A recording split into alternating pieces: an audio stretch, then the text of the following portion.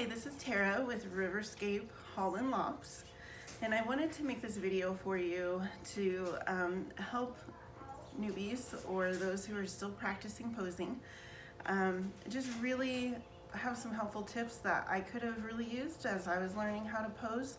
Still not the greatest at posing, but hopefully this will get you started and get you practicing and working with posing your rabbit.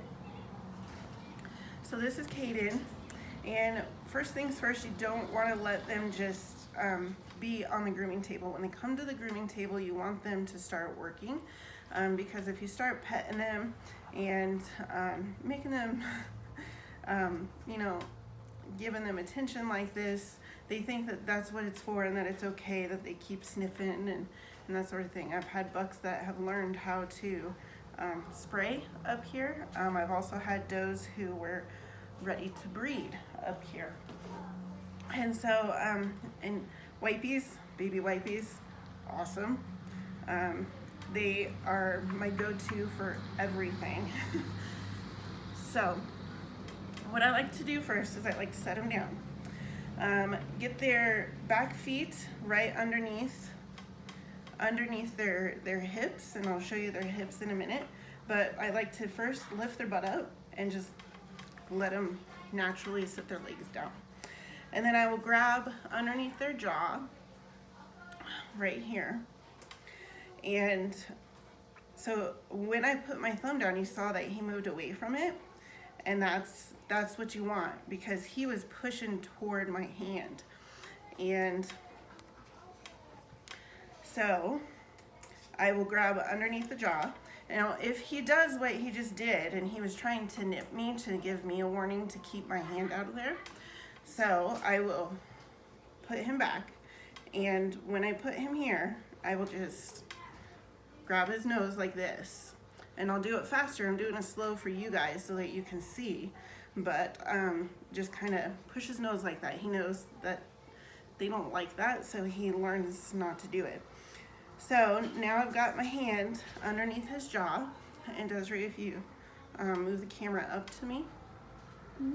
So what I'm doing is just put my hand underneath the chin, and obviously rabbits are really hard because they have such a short chin base, and so do I because of all this, but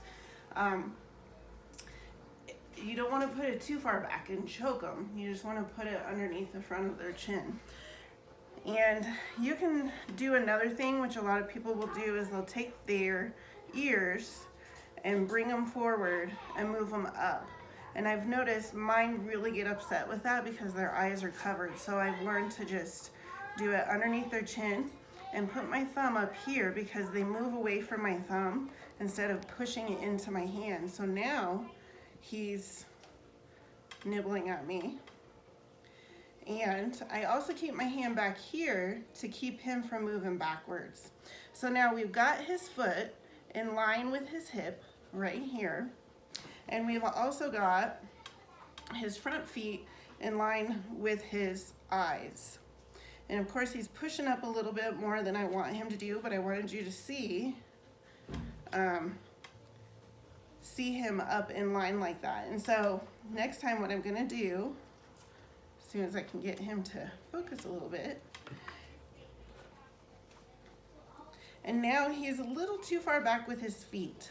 If you can see, his eyes are in front of his feet.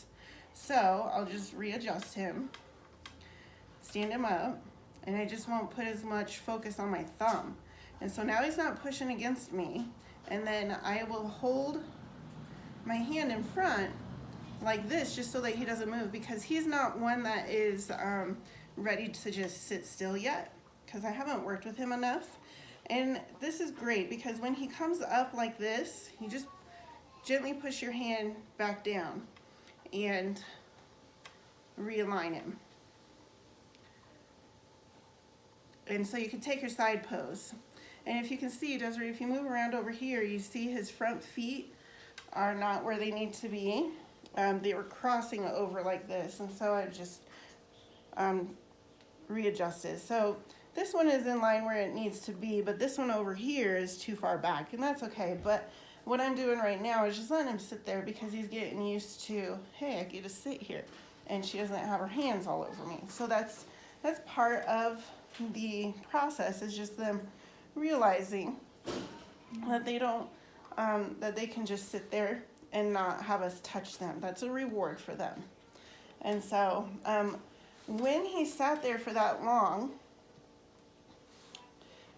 you can pick them up right in the middle of the pose and give them some cuddles, and then put them back in the cage.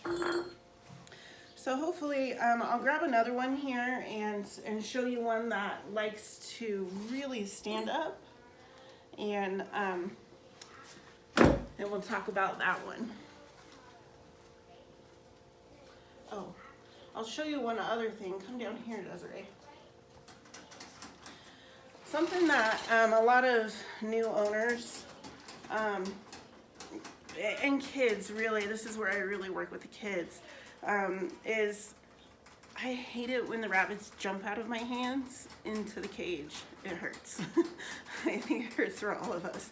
And so something that I like to do is I'll grab him by the belly and cup his bottom, and then I'll keep him facing me,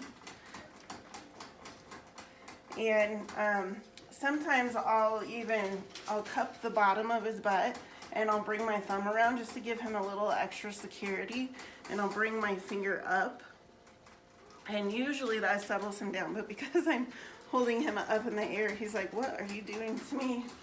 So I cup him and I set him in here just like that. And so they learn that, oh hey, I don't have to be afraid of you, and I can just sit here. A lot of times he'll